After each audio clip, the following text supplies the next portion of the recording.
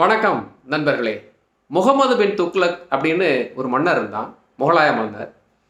அவன் இந்தியா முழுமையும் ஆட்சி செய்வதற்கு தலைநகரம் டெல்லியிலிருந்து இந்தியாவின் மத்திய பகுதியில் இருந்தால் நல்லா இருக்கும்னு நினச்சானா. இப்போ மகாராஷ்டிரா, அப்போ தேவகிரி, அங்கே வந்து தலைநகரத்தை மாத்துறேன், எல்லா மக்களும் ஒருத்தர் பாக்கி இல்லாமல் அங்கே போகணும்னு சொல்லி உத்தரவு போட்டானா. அப்போது எல்லா மக்களும் கிளம்பி போகும்போது கடுமையான வெயில், பஞ்சம், பயங்கரமான வறட்சி, பாதி மக்கள் இறந்து போயிட்டாங்களாம் போகிற வழியிலேயே.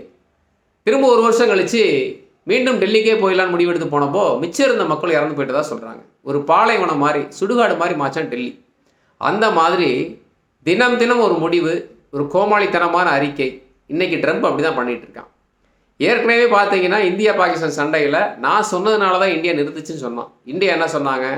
பாகிஸ்தான் கெஞ்சி கேட்டதுனால மட்டும்தான் நாங்கள் நிறுத்தினோம், எந்த நாடு சொன்னதுனால நாங்கள் நிறுத்தலைன்னு சொன்னாங்க. அப்பயும் அவன் கேட்கல. அதே மாதிரி ரஷ்யா கூட கச்சா எண்ணெய் வாங்குகிற எல்லா நாடுகள் மீதும் பொருளாதார தடை விதிப்பேன்னு சொல்லி ட்ரம்ப் சொன்னான். உக்ரைன் மேலே ரஷ்யா சண்டை போட்டதுனால ஐரோப்பிய நாடுகளும் அமெரிக்காவும் வந்து பொருளாதார தடை விதிச்சாங்க. ஆனால் இந்தியா வந்து அதை சட்டை பண்ணலை. ஏன்னா குறைந்த ரேட்டு கச்சா எண்ணெய் கிடச்சிது. அதனால் மக்கள் பயனடைவாங்க அப்படின்னு சொல்லி தொடர்ந்து வாங்கிட்டே இருந்தாங்க. என்னடா நம்ம சொல்கிறத ஒரு நாடு மதிக்கவே மாட்டேங்கிறான்னு சொல்லிட்டு இந்த ட்ரம்ப்பு பழையபடிக்கு என்ன பண்ணுறான்னா, ஆகஸ்ட் 7 இந்தியாவுக்கு 25% வரி அதிகம் விதிக்கப்படும் அப்படின்னு சொன்னான். ஆனால் அதே நேரத்தில் பக்கத்தில் இருக்க பாகிஸ்தானுக்கும் வங்கதேசத்துக்கும் 10-15% கம்மியாக டேக்ஸ் அப்படின்னு சொல்லி சொல்கிறான். அது மட்டும் இல்லை, அடுத்த 24 மணி நேரத்தில் இந்தியாவுக்கு இன்னும் டேக்ஸ் அதிகரிப்பேன் அப்படின்னு சொல்லி சொல்கிறான். அதாவது ஒரு ஸ்டாண்ட்லேயே இருக்கிறது இல்லை. நேற்று அறிக்கை பார்த்தீங்கன்னா இந்திய பொருளாதாரமும் ரஷ்ய பொருளாதாரமும் செத்து போயிடுச்சு அப்படின்னு சொல்லி சொல்கிறான். ஆனால் ட்ரம்போட கட்டுமான நிறுவனம் ஒன்று வந்து இந்தியாவில் அதிகபட்சமாக இன்வெஸ்ட் பண்ணிகிட்டு இருக்காங்க. 2011 2024 வரைக்கும் கிட்டத்தட்ட 3 மில்லியன் சதுர அடியை வந்து இந்தியாவில் கட்டி சேல் பண்ணிட்டு இருந்திருக்காங்க.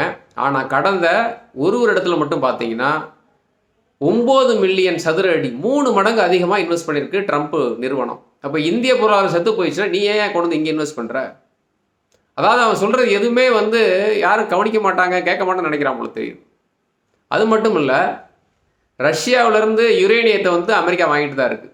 ஐரோப்பிய நாடுகளும் பார்த்தீங்கன்னா இரும்பு மற்ற பொருட்களை வாங்குறாங்க. அப்போ இந்தியாவுக்கு மட்டும் ஒரு சட்டம், மற்ற நாடுகளுக்கு ஒரு சட்டமா? இப்போ ரஷ்யா மேலே பொருளாதார விதிச்சிட்டிங்க, அவன் என்ன செத்தா போயிட்டேன்? அவன் சௌரியமாக தான் இருக்கான்.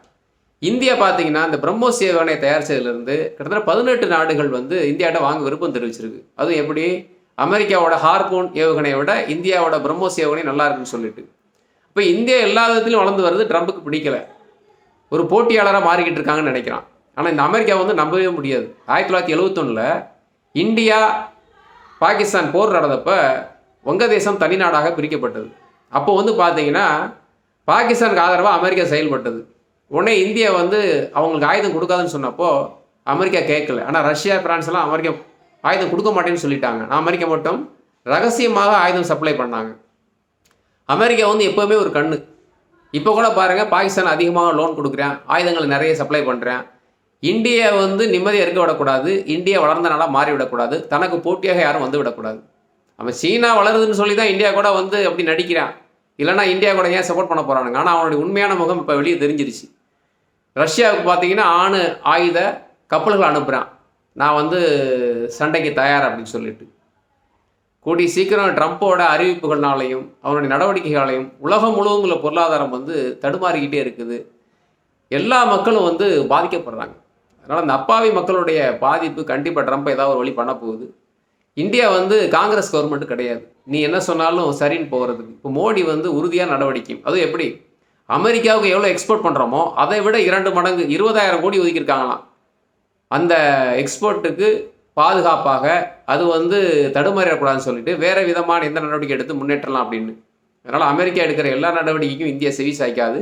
இந்தியா வந்து தனித்தன்மையோட நிச்சயமாக வந்து ஒரு புதிய முயற்சியில் இறங்குவாங்கன்னு எதிர்பார்க்குறோம். அடுத்த பதிவில் சந்திக்கலாம். நன்றி.